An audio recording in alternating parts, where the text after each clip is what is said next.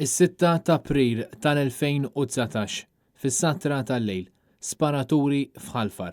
3 immigranti instabu mixħuta fl-art, wieħed minnhom Lassana Sise, bla ħajja, maqtul minn xi ħadd li sparalu.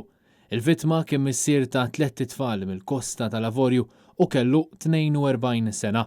Aħbar kera li ħasdet pajjiż sħiħ, qtil razzista, aħbar li kienet rapportata anke fil-medja internazzjonali. L-akkużati Francesco Fenech ta' 21 sena u Loren Xikluna ta' 22 sena dak iż-żmien kienu jiffurmaw parti mill-Forzi Armati ta' Malta. Għaddit sena minn dan l-episodju. Numru kbir ta' seduti fil-qorti, numru kbir ta' xhieda, numru ta' allegazzjonijiet, investigazzjoni. Kollox wassal biex iż-żewġ soldati mixlin bil-qtil fis-16 ta' Diċembru ingħataw il-libertà provviżorja.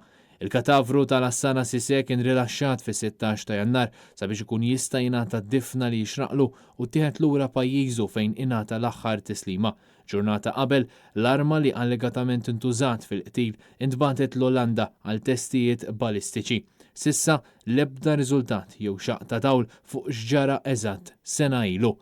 Loren Xikluna u Francesco Fenech kienu nataw il-libertà provviżorja fuq depożitu ta' 30,000 euro u garanzija personali ta' 20,000 euro bil-patt u l-kondizzjoni li jkunu d-dar kuljum bejn is-7 ta' flaxija u s-6 ta' filgħodu u ġew ordnati li jiffirmaw fl-assa tal-pulizija kuljum.